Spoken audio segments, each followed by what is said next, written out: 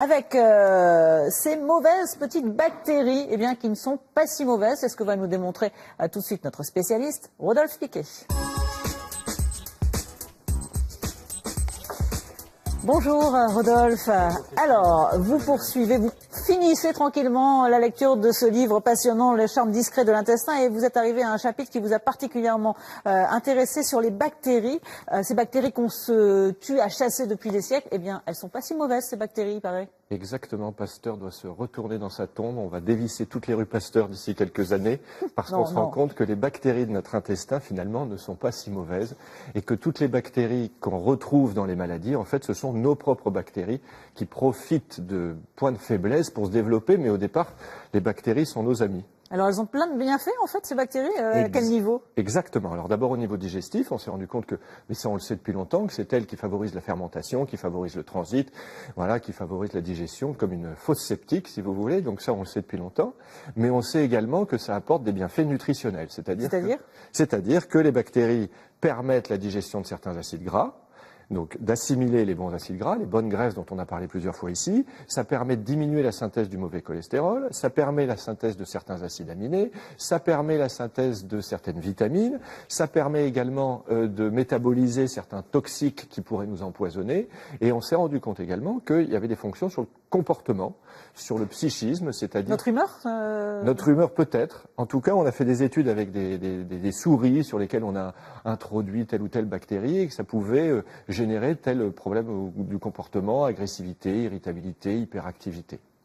Ça a aussi des effets bénéfiques sur les infections, ça nous protège contre les infections? Exactement, aussi bizarre que ça puisse paraître, les bactéries nous protègent contre les infections bactériennes.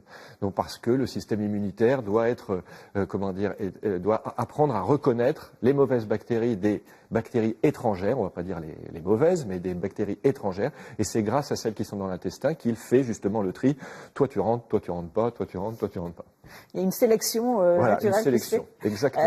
Il y a quand même des effets négatifs de ces bactéries, où elles sont vraiment super... Alors on se rend compte que finalement, c'est pas les bactéries qu'on attrape qui nous rendent malades, heureusement pour les médecins, parce que sinon on serait tous morts, mais ce sont des déséquilibres de la flore intestinale qui nous rendent malades. C'est-à-dire que on a dans notre flore intestinale des bonnes bactéries, des moins bonnes bactéries, des bactéries efficaces, des bactéries agressives, des bactéries moins agressives, et c'est le déséquilibre entre les bonnes et les mauvaises qui fait que je vais tomber malade ou que je vais avoir une maladie inflammatoire du tube digestif. Sur Internet, Hélène et Jules vous demandent quand est-ce que vous allez parler de la maladie de Crohn. Est-ce que vous allez en parler?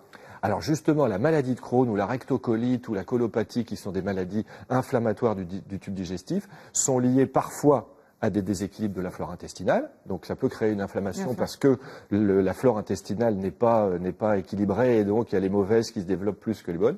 On a dit également que ça pouvait être lié à certaines substances qu'on avale, comme le gluten, on en a parlé ici, qui avaient une particularité des propriétés inflammatoires. Et puis on a aussi des intoxications par des produits comme des métaux lourds, et on en parlera la semaine prochaine. Bon, la conclusion, donc on ne chasse plus ces bactéries, on vit avec? Pas du tout, nous ne sommes pas ni des yaourts, ni des produits frais, on vit au milieu des bactéries et c'est l'équilibre avec les bactéries qui fait qu'on est en bonne santé, on ne les chasse plus, on ne désinfecte plus. L'équilibre naturel en fait. Exactement, et tant pis pour Pasteur. Merci Rodolphe pour ces bons conseils, cette chronique qu'on peut retrouver également sur notre page Facebook et notre page internet. Emmanuel, on va redonner l'adresse. @francetv.fr.